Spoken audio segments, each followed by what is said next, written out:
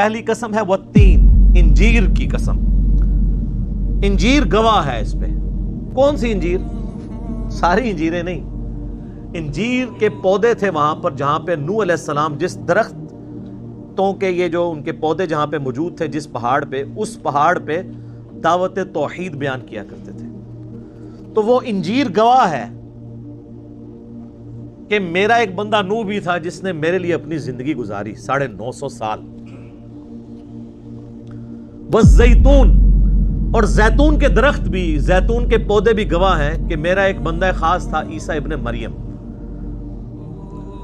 Galilee جھیل کے کنارے وہ دھوبیوں کو جا کے دعوت و تبلیغ کا کام کیا کرتے تھے، وہاں پہ زیتون کے پودے اگے ہوئے تھے۔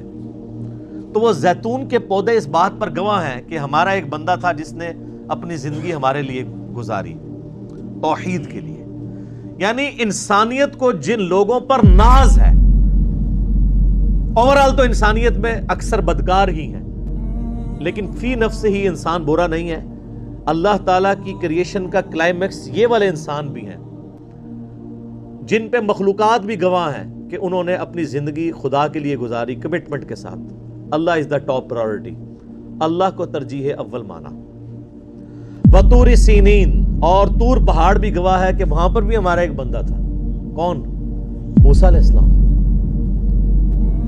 انسانیت کے ایک اعلیٰ ترین مرتبے پر وہ فائز ہوئے کہ اللہ تعالیٰ نے کوہ طور پر ان سے کلام فرمایا۔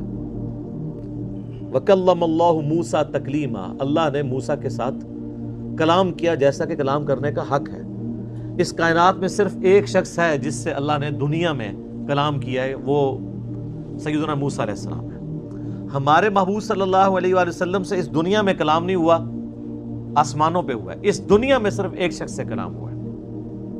باقی بزرگ بابوں کے بارے میں تو آپ جتنی مرضی کہانیاں بنا لیں کہ فلاں بزرگ کی بات ہوگی تو فلاں، تو ساری کہانیاں ہیں، ڈکلیئرڈ پرسنالٹی ایک ہی ہے۔ وَهَذَا الْبَلَدِ الْأَمِينَ، اور یہ شہر مکہ بھی گواہ ہے۔ مکہ کس شخص کے اوپر گواہ ہے؟ امام اعظم محمد رسول اللہ صلی اللہ علیہ وسلم۔ مکہ کے 52 سال اس پر گواہ ہیں کہ ایک اعلیٰ کردار کی شخصیت نے ان فضاؤں میں سانس لی ہے۔ مدنی لائف تو آپ کی صرف 11 سال ہے، باقی 52 سال تو مکے میں۔ تو یہ شہر مکہ بھی گواہ ہے کہ یہاں پہ بھی ایک کریکٹر کا کلائمیکس ہے جس کو اس کے دشمن بھی صادق اور امین مانتے ہیں۔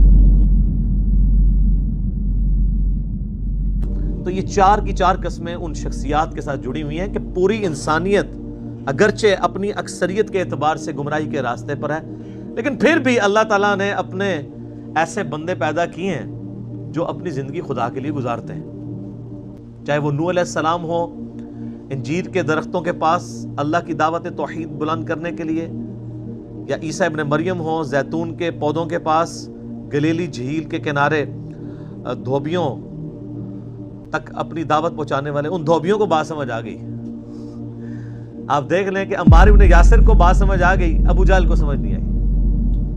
جو سمجھنا چاہے گا اس کو سمجھ آئے گی نا۔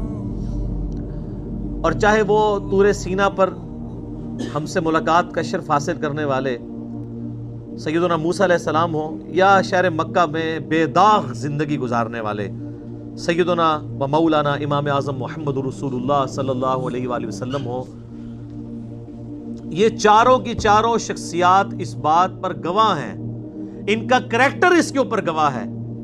کس بات پہ؟ لَقَدْ خَلَقْنَا الْإِنسَانَ فِي أَحْسَنِ تَقْوِيمٍ، کہ ہم نے تو انسان کو بڑی بہترین اٹھان کے اوپر اٹھایا تھا، پیدا فرمایا تھا۔